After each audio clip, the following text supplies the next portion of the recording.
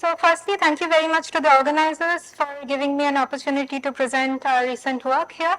And I'm a particle physicist. And in my first postdoc, I got a very nice opportunity to collaborate with Professor Andreas Ringwald and his student Michael Matlis, who led most of the inflationary analysis. And me and my postdoc supervisor, Gudimund Gatwig, we were very interested in combining the implications of such inflationary analysis on phenomenological spectra like particle physicists are interested in, for instance, at the Large Hadron Collider. So I will mainly be talking about this paper, and so let us begin. So this is a very standard particle physicist introductory slide. So the standard model of particle physics is the basic model which encapsulates all of known matter and most of the fundamental forces except gravity. And with the discovery of the Higgs boson in 2012 at Large Hadron Collider, it is very well experimentally established. However, there are several unknowns. There are problems like, as we have heard throughout this week, that we do not well understand the origins of the universe. So inflation is one problem which is usually studied at high scales. There is also matter-antimatter asymmetry, strong CP problem, dark matter which cannot be explained by the standard model, and there are also observed masses for neutrinos via neutron oscillations, and of course gravity. All of these are not encompassed within standard model. However, with the discovery of the Higgs, one can ask whether the Higgs could be a portal to some of these new issues, and it could open up a new window into studying some of these problems, including inflation, dark matter, origin of masses, and so on and so forth.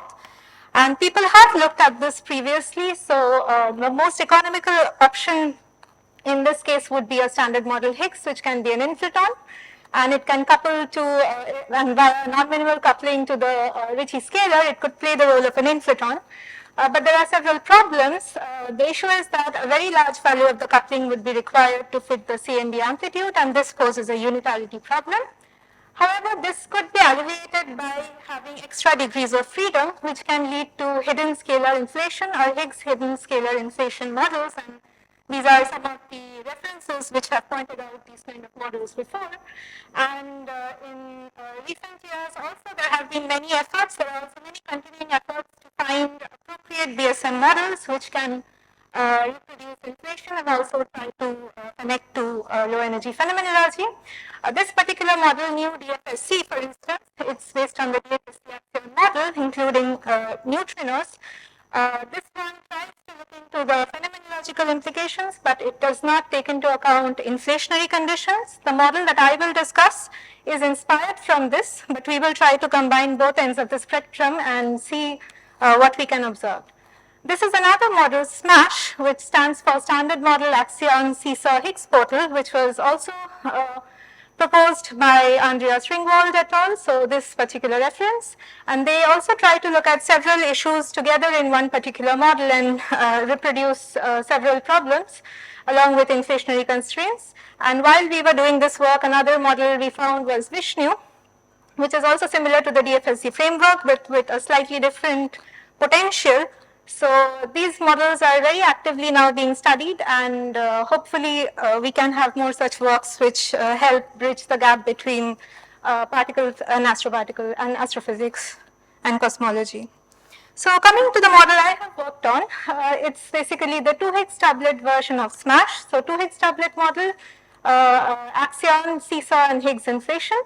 And in this case, we want to address 5 different problems of nature, first being the neutrino masses, inflation, baryogenesis, axion dark matter, and via the strong CP problem. So this is one attempt to address some of these issues. And in this case, we consider a U1 Pechequin symmetric type 2 Higgs tablet model and add to it 3 right-handed neutrinos and a complex scalar singlet. So this is the scalar potential where these phi 1, phi 2 are the 2 Higgs tablets.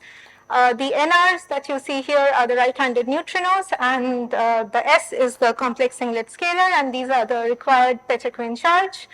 And since this is a multi-Higgs model, of course, and this is a multi-scalar model, there are quite a few parameters. And so these are the parameters that we have in question.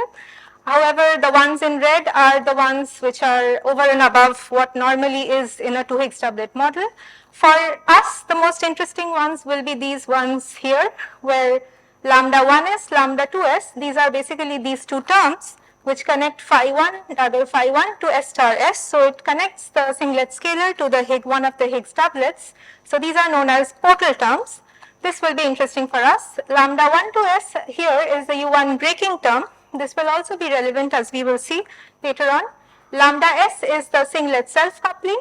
Vs is the singlet VEV that is obtained by this real part of the singlet scalar. And the rest here, the alpha 1, alpha 2, alpha 3. So this model will have 3 CP when Higgses, as you see here, H1, H2, H3, I call it S here. So one of these has to be this 125 GeV standard model like Higgs, and the rest can be of various masses, provided they are satisfying all constraints from theory as well as experiments. Okay. And this is a pseudoscalar, and this is the axion candidate, which can be the dark matter and a pair of charged Higgses. And these are some of the constraints which I will not go into. The main key point is that from constraints from supernova, there are constraints on the axion decay constants, which are quite large, and also from accounting for the relic abundance of axion dark matter, one has a constraint on the singlet VEV, which is quite large. So there is a very large hierarchy between V electroweak, which is 246 GeV, and this Vs, which is 10 to the power 10 GeV. This we will see impacts the structure of the mass spectra. And there are other important constraints from the boundedness from below of the scalar potential. And in this case, the inflation is realized via these 3 non-minimal couplings, sigma S, sigma 1, sigma 2.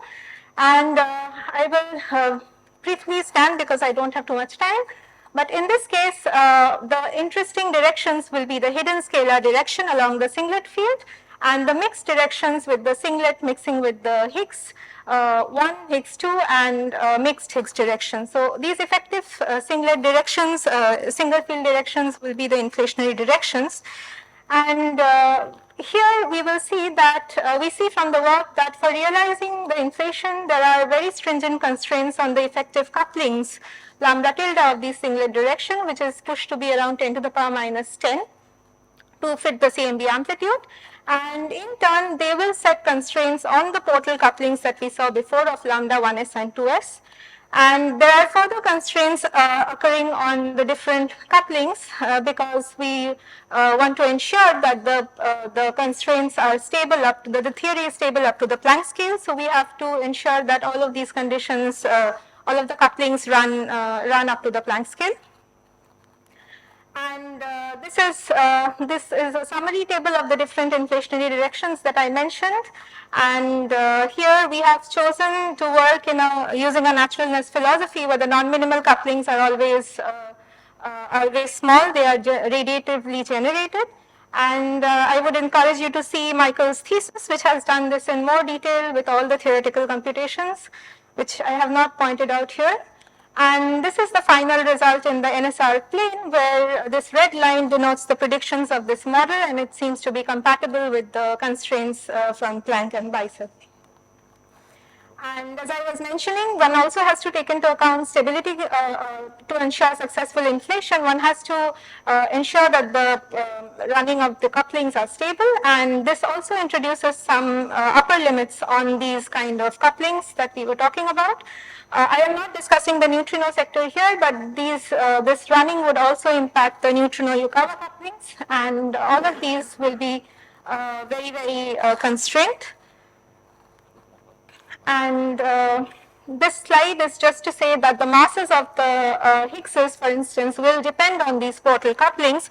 So these kind of tiny portal couplings often lead to scenarios where one can actually have spectrum which have TeV scale Higgs masses for the BSM Higgses. So here, for instance, I would like to point out that for this lambda 1 to S, the U1 breaking coupling, when it's of the order of normally V over Vs whole square, so typically very tiny 10 to the power minus 16, we find that one can attain TeV scale spectra for the heavy Higgses, whilst this interesting interesting because the current experiment of the Large Hadron Collider has a reach of around, say, 1.5 TeV for detecting such Higgses. So if these kind of benchmarks carry the imprint of inflation, and if one devises new strategies to look for these Higgses at the colliders, one can indirectly measure the impact of inflationary scenarios on low energy phenomenology. And these kind of dependencies on lambda 1 on the total couplings were also pointed out by SPU et al. In the new DFSE paper, as I mentioned, but they did not really combine it with inflation. So it's indeed nice to see that inflation actually also in turn motivates one to look for such low couplings, which will provide TeV level spectra. And this is again just to point out that we can have a wide range of such Higgs masses ranging from say 500 GeV. Of course, this part will slowly get ruled out from current data to around 2 TeV or so. And the entire spectrum is fixed by the three parameters of the singlet curve, this one breaking coupling and tan theta.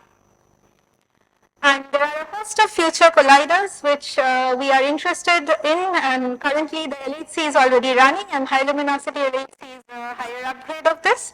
And there are a host of other future colliders which are proposed. So if there are imprints which one can detect at colliders, it's actually very interesting, and one can follow up on these problems. So this is the summary of my talk. I will just leave you with this and a final message that it's a nice thing to construct a bridge between such high scale and low scale physics and detect such scenarios by the experimental probes that we have at hand. And this could be an alternate channels compared to all the CMB observations that I've heard over the week, and this could be a very interesting collaboration between cosmologists and particle physicists to learn more about our nature. So thank you. Thank you, Juhi. Are there questions? Yeah. At the very beginning, you said about this, if this non-minimal coupling to gravity is very high, then there is some kind of unitarity violation. Yes. So how That large? is for standard model only. If the standard model Higgs is the inflaton, then the unitarity, then the perturbativity will break down. Perturbative unitarity of the theory will break down at a scale lower than that. I think it's something like zeta by n Planck, or n Planck by zeta scale.